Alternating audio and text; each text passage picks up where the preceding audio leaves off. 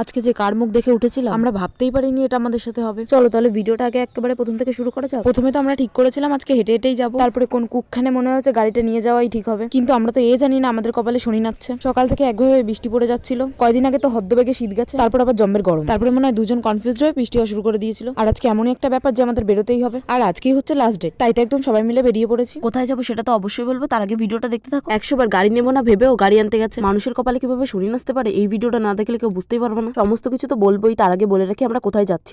আজকে যাচ্ছি হচ্ছে সাইবারে। আমাদের এক্সটার্নাল পরীক্ষা তো সামনে চলেই এসেছে, আর আজকে হচ্ছে ফর্ম ফিল আপ করার একদম লাস্ট ডেট। আমরা লাস্ট ডেটটা কবে সেটা জানতাম না, হুট করেই তার আগের দিনকে টের পেয়েছি। কিছু করার নেই, আজকে তো যেতেই হবে। আর আজকে বৃষ্টি কমার পরে এত সুন্দর লাগছিল আবহাওয়াটা, আর তোমরা নিজেরা দেখে তো বুঝতেই পারছো কতটা সুন্দর লাগছে। নাও বকবক করতে করতে চলেও এলাম সাইবারে, আর সাইবারে এসে দেখি খুব সুন্দর একটা গান চালিয়েছে, তাই আর কি গাওয়া শুরু করে দিলাম। এদিকে আবার আরেকজন দেখি খেয়ে আসেনি বাড়ির থেকে, আর তাই দেখো নখ খাওয়া শুরু করে দিয়েছে। কারা কারা নখ খাও কমেন্ট কিন্তু বলে যাও। এইবার কাজ মিটিয়ে সোজা চলে যাবো কলেজে। এইবার তোমাদের একটা কথা বলি, মানে কিছু কিছু নিম্ন মানসিকতার মানুষ আছে, মানে গাড়ি নিয়ে যাওয়াটা কি যে কি ভাবে। আমাদের কলেজ এদিকটাই, তাই আমরা এদিক দিয়েই যাওয়া আসা করি, আর এই জিনিসটাকেই মানুষ গুলিয়ে ফেলে, ভাবে আমরা লাফিয়ে বেড়াচ্ছি। এইবার মাঝে মাঝে দু একদিন আমরা যাই, এবার কলেজে যাওয়ার পরে আমরা টুকটাক ছোটখাটো ভিডিও করি, আর কলেজে গিয়ে কি করি না করি সেগুলো তো আমরা দেখাই না। আর এই জিনিসটাকে মানুষ একদম সিরিয়াস ভাবে নিয়ে নেয়। ভিডিও পরপর ছাড়ছি মানে ওইখানেই আমরা সারাদিন পড়ে থাকি, আর সেই মানুষগুলো এই নিউজটা পাওয়ার পর যে কি খুশি হবে, কিন্তু বিশ্বাস করো তাতে আমাদের কিছু যায় আসে না। তো যাই হোক, আসল কথায় আসি, আগের দিনকে কি পরিমাণে বৃষ্টি হয়েছে। এইবার মাটির ট্রাক্টর গুলো যাওয়ার সময় ওই রাস্তায় অল্প স্বল্প মাটি আর কি পড়েছে। এইবার মাটি আমরা খেয়াল করিনি, তারপর ঢ্যাপ হয়ে পড়েছি, আর আমরা পড়েছি যে আমরা হচ্ছে 10 নম্বরে, মানে এর আগে 9 জন আর কি পড়েছে, এই একটাই কারণে। এইবার তোমরা দেখতেই পাচ্ছ এক একজনের অবস্থাটা। মৌসুমি গাড়ি কিনেছে না হলেও 2-3 বছর, আর এর মাথায় আমরা এই যে প্রথমবার পড়লাম, মানে পড়ার পরেও আমাদের মুখেতে হাসি মোটে কমে না। ভগবানের কৃপায় কমের মধ্যে দিয়ে গেছে, না জানি আগের গুলোর কি অবস্থা। আয়না খানের কি অবস্থা সেটা তো তোমরা দেখতেই পারলে, তাই আগে ঠিক করে নিলাম এটাই। তারপরে একটু যেতে না যেতেই দেখি টায়ারটাও গেছে।